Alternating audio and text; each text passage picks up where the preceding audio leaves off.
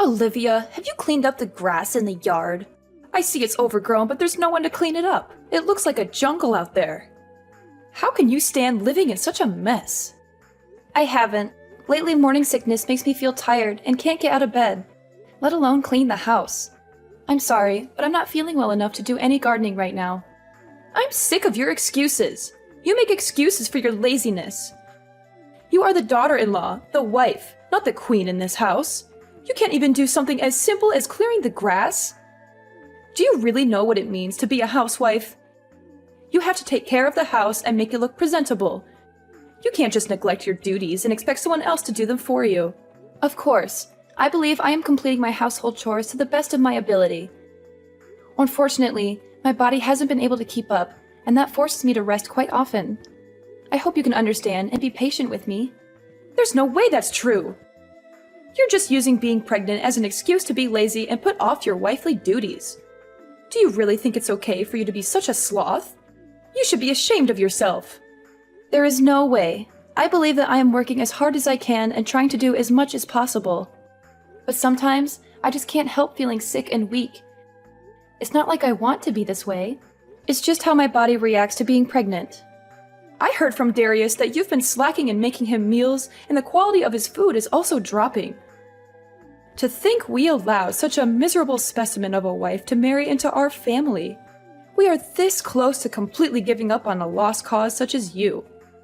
It is true that I haven't been able to make meals the same way I had been able to before. It's just that my morning sickness and nausea act up more when I smell certain foods. Even with that, I make sure Darius gets a healthy meal 3 times a day. He also says he is grateful that I am trying so hard for him. He even said he would buy his lunches during this period to make things easier on me. He's just acting nice to you because he knows he married such a useless wife and knows he can get better food elsewhere. For the past month, all I hear from you is, "I'll try," or "I'm doing my best," and other excuses that seem thought up by a mentally challenged chimp. If the results are garbage, then it doesn't matter how hard you try. I'm sorry that I can't do things the way you want, but I am doing as much as my body will allow me at the moment. I promise to try harder to earn your respect. Try? You? How is that going to change anything? As hard as you try, things won't change much because the level that you think of hard work is still under par when compared to normal housewives like me. Since your baseline abilities are so low, I guess that's just another one of your defects. But I expect you to be able to do at least the bare minimum for my son, since we all know that you're below average in pretty much everything. Don't you think you should be putting forth more effort to meet society's norms? I have no response to that. While that may be true, I'm sure I could do more if I was able to get more advice and support from you, my mother-in-law. You want my support? Why would I lend my support to someone who doesn't try hard themselves? If you want my support, you need to earn it. No way in hell will I help someone as lazy as you and only good at giving excuses. You probably tricked Darius into having a child with you, right? What do you mean? That makes no sense at all. You wanted to keep living the sweet, easy life of being a housewife. So you are using Darius to support your lazy lifestyle and guilt him into going easy on you by getting yourself pregnant. You're just taking advantage of Darius because he makes good money, aren't you? And by having a kid, it'll be harder to cut away a parasite like you. You are the most conniving, audacious woman I have ever met. It's not like that at all. I loved the job I had before we got married, and I was raised to be self-sufficient by my family. Darius knows how much that job meant to me, and even he was surprised when I quit it to follow him when he got transferred to the main office. We agreed that I would do work around the house until I found a new job, but then we found out I was pregnant, so that got put on hold. I fully intend to go back to work once our child is born and things settle down. A likely story. You say that now, but I know that you finally understand that lazing around the house and doing the bare minimum fits your millennial brain. You're just going to find some excuse to keep working as a housewife and live off Darius's hard work. It is so easy to see through the shallowness of your personality and your belief in your own entitlement. I know that women like you, who are a little pretty, use their charms to nab a guy better off than themselves so they can lead a life of luxury and do almost nothing in return. I can't stand the sight of your generation that has had everything handed to them on a silver platter, thinking that they can continue to get through life leeching off others. It may be true that my generation had it easier than those before it, but isn't that what all parents strive for? I too want to work hard so my children don't have to go through as many hardships. You say a lot to me about being a housewife, but aren't you one as well? Of course I am, but it's okay, because that's just the time we lived in. Nothing wrong with that. Men worked and women stayed at home keeping the place clean and making sure the men had a warm meal. You're waiting for them when they returned. Really?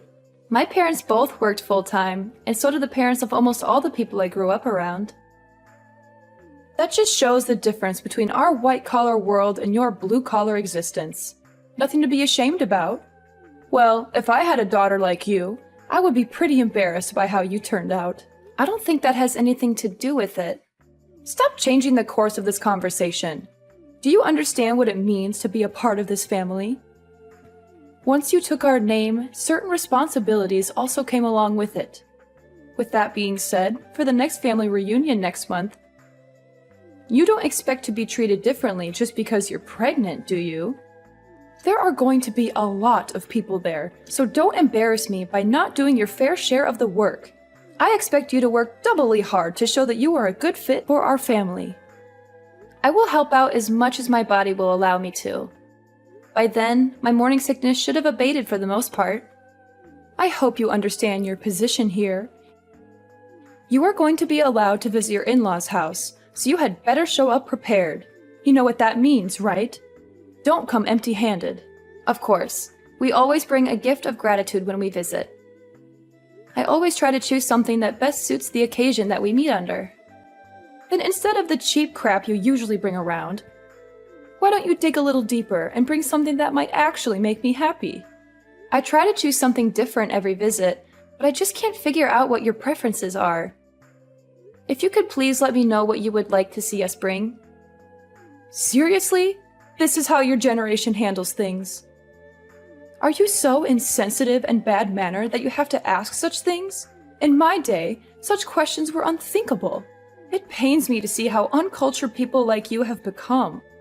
Try thinking for yourself for once, and show that you can choose something that would make me happy. I understand. I will think about it and get Darius's opinion on what to get you guys.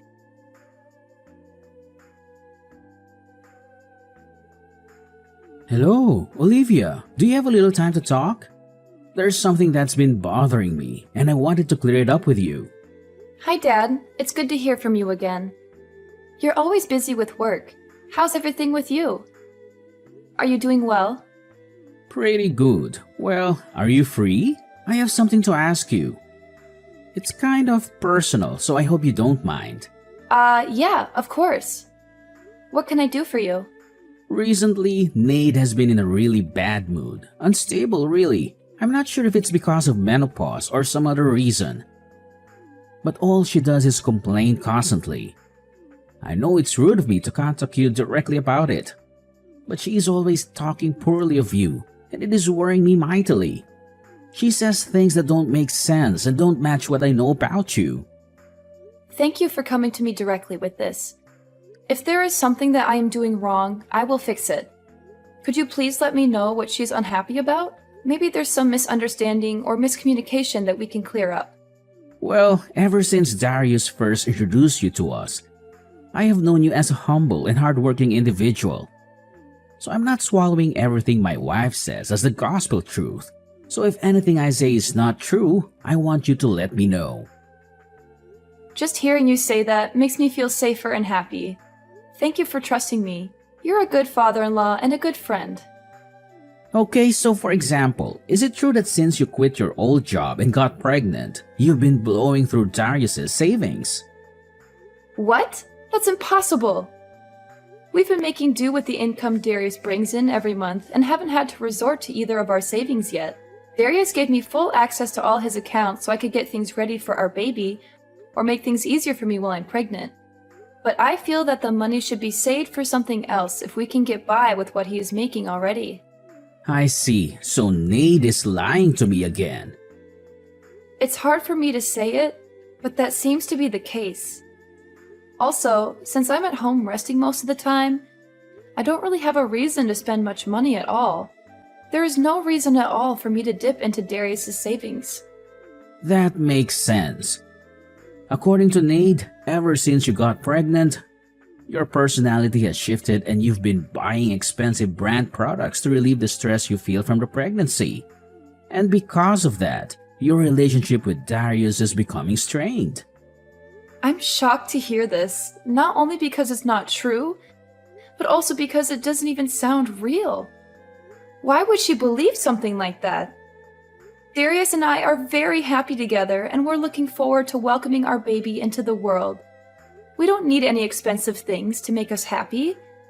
We just need each other and our family. So that's the case. To be very honest with you, I've seen this happen before. What do you mean? I know that our extended family is meeting up at our place for a Christmas get-together. But I was wondering if the three of us, including Darius, could sit down and have a talk before then. There's something important that I need to tell you both. It's about Nate and her past. Of course. I will check with Darius, but I'm sure it would be fine. He wanted to talk with you too.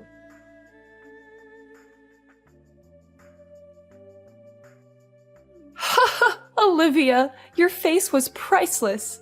Your expression when a glass of champagne is thrown in your face is hilarious. I wish I had a camera for it. I would frame it and put it up in our entrance so everyone could see the stupid look you had on your face. This is an example of a country bumpkin that decided to sit down for a minute instead of doing exactly what her mother-in-law told her to do. It would be the engraved caption under it. I only sat down for a minute. I didn't think that would enrage you enough to splash a glass of wine on me like that. Moreover, this is the Christmas gift that I spent a lot of time choosing for you. Really? A bottle of champagne for less than $6,000? If you want to show your heart, you should choose a really expensive bottle of wine, such as the 1937 Krug Collection Magnum. Besides, you should buy a lot of expensive fruit too. You're so cheap and stingy. That's crazy! You judge anyone's heart by the value of a gift? That's so shallow and materialistic. I chose this wine because it's from your favorite region and it has a good rating. I thought that you would like the taste and the quality, not the price tag. I may not care about the gift's value to others except you. You're such a lazy, useless woman. Look at your brother-in-law's girlfriend. She's so cute, capable, and knows how to please. She brought me a diamond necklace and a bouquet of roses. She's 1,000 times better than you. You're going too far. You watch your mouth. Did you really think you could take a break just because you're pregnant? How weak are you millennials anyway? It's in our house rules. Wives need to be eternally on their feet ready for work. As soon as you decide to marry my beautiful boy, you agreed to live by my rules. So I expect you to work regardless of your physical well-being. I was helping out the entire day without rest. Not even being allowed to rest for a minute is too harsh. This is supposed to be a family, not an Amazon warehouse. It was like this when I married into this family. So I expect you to follow the same rites of passage. It's even within my authority if I decide to knock you to the floor when you are in my way or moving too slow. Are you serious? You have to be kidding. That would put the child I carry in danger. Then it's your responsibility to protect them by not being lazy and working hard. It doesn't matter if you're pregnant. You just married into our family, so you need to sweat, blood, and tears to earn a place here. Next time I catch you resting even for a blink, you will find your ass on the curb so you can think about how useless you are being. Don't worry, I'm never coming back. Like you have a choice. When Darius wants to see me, you will have to tag along as well. Then I can give you a piece of my mind. Wrong. Neither Darius nor myself will ever breathe the same air as you ever again. Tonight was the last time you will ever lay eyes on either of us. Thank you for showing me how not to act as a mother-in-law when my children bring home their partners. What on earth are you talking about? Who do you think you are talking back to me like that? When you get back from changing your clothes, I am going to show you the true meaning of respecting your elders. Hurry up and change. How long does it take you? This is what I'm talking about when I say you are a slow dimwit. Darius has already sneaked me out of the house, and we are on our way home. Since you will never see me again, you no longer need to waste your anger on me. Please find something else to vent your frustration on. Maybe knitting, jogging, joining the army as a drill sergeant. Don't give me that nonsense. Once you marry into my family, you'll be expected to be obedient as an in-law. Once Darius read that you would kick me out of the house in this weather, he snapped. He said anyone who would put a mother and child in that much danger is worse than Stalin and a disgrace to humanity. That's how he put it, minus the swear words. Quit fooling around and get in here. As long as you do as you're told, nothing bad will happen to you. So quit mouthing off like those pundits on the TV. Everyone knows that expecting mothers should not be overworked or stressed out by chores. You know this better than most, don't you, Nade? What kind of weak snowflake talk is that? Quit acting like a victim and get back here. You are so blind by your own self-righteous ranting that you haven't looked around the room at all, have you? Where is everyone? You've just been projecting your own hypocritical standards onto me this whole time, haven't you? The lazy daughter-in-law that always shirked her duties was you, wasn't it? How dare you? How would you know anything? I heard everything from your husband. When you were pregnant with Darius, you used that as an excuse to completely stop doing housework. He said that he would come home to a filthy house with no food in the kitchen, but find you in your infamous reclining Buddha pose on the sofa, giggling and munching in front of the TV. Infamous? What's that mean? Yes, it's an inside joke amongst the whole family. You were probably in that pose on your sofa during most of our conversation, weren't you? How dare you? No, I wasn't. Your sister snapped a pic and sent it to me before she snuck out 15 minutes ago. And your brother showed me his collection of pictures he's taken of you over the past 20 years. On that couch, in that pose. I actually wet myself a little laughing, looking at them. I would like to blame it on the pressure the baby is putting on my bladder, but it probably would have happened regardless.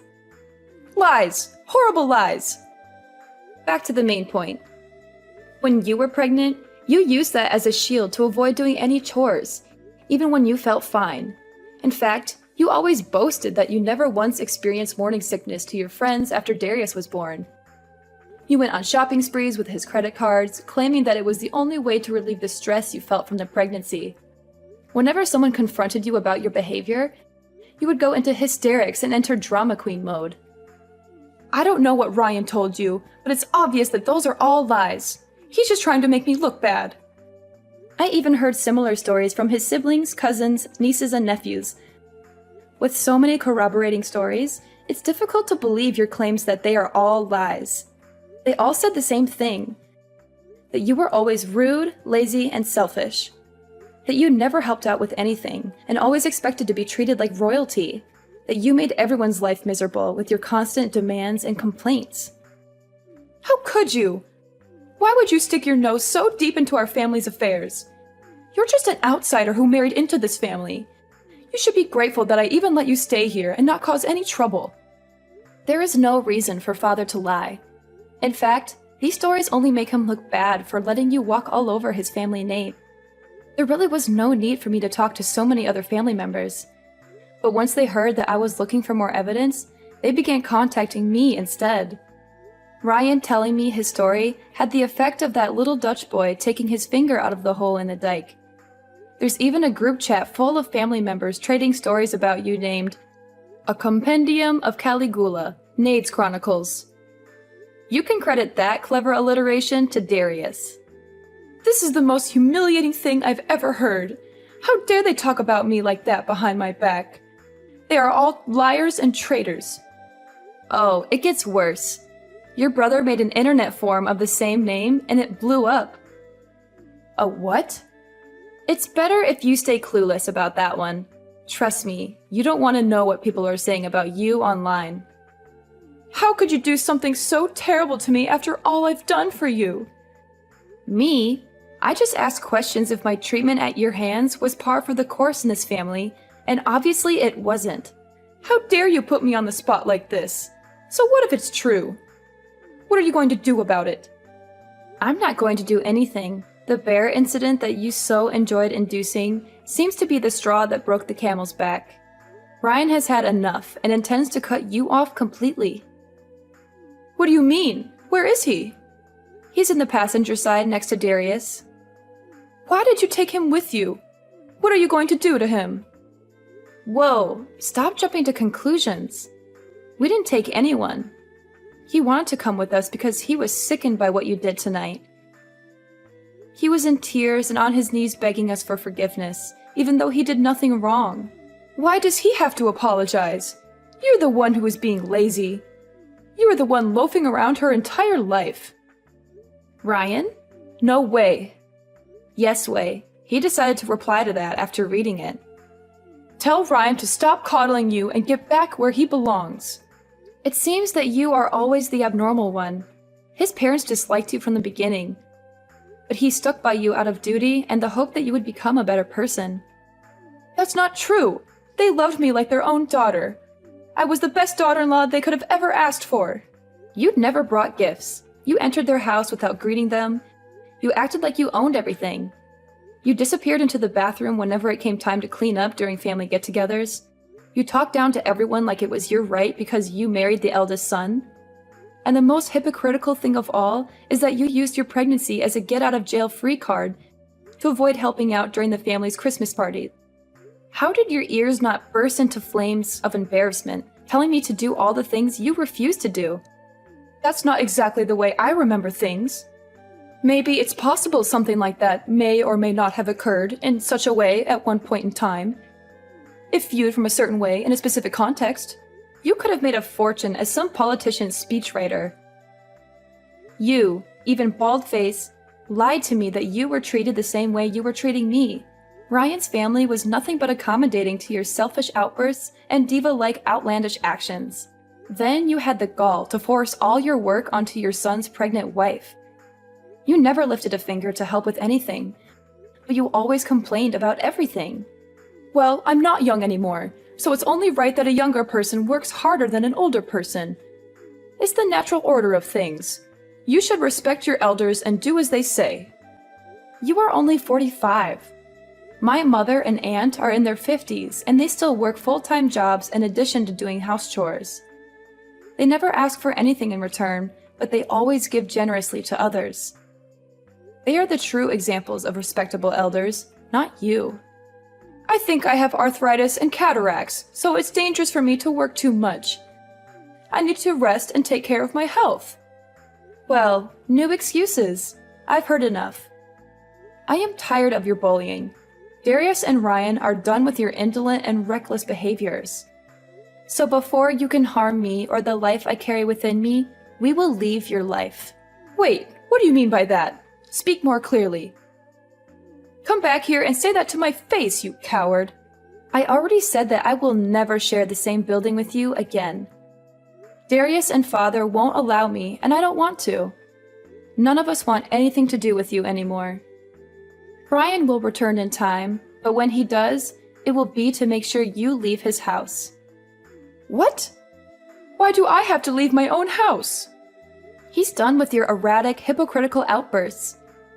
He said he was fine overlooking your behavior up until now because it only made him look bad and didn't directly hurt anyone. But once you threatened the happiness and health of his son's family, you had gone too far. Fine. So as long as I let you ignore doing housework around here, it'll be fine, right? That is the least of the issues you've perpetrated.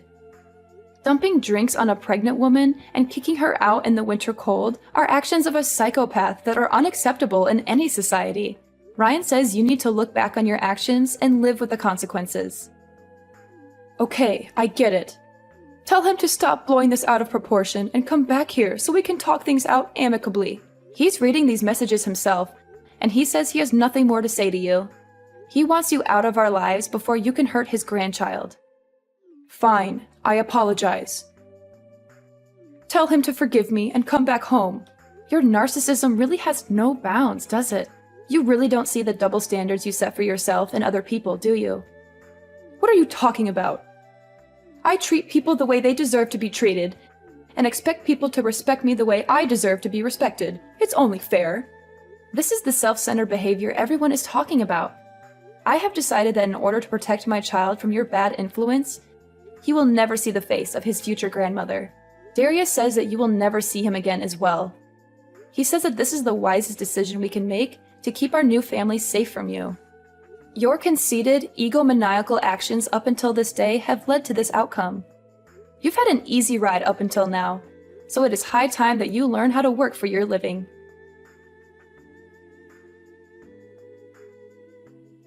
It turns out that Nade dropped to her knees and bawled for forgiveness from Ryan when he got back home a few weeks later. Unfortunately for her, he had had enough of her self-serving ways, so her apologies were dismissed. He evicted her from his house after living comfortably as a failure of a housewife, which forced her to find a humble job so she could afford a dingy apartment to live in. We can only hope that this experience can make her acknowledge her faults and give her a change of heart. I'm not expecting that, but who knows what the future holds. Maybe one day she will learn how to be a better person and a better mother. Or maybe she will never change and continue to be miserable and bitter.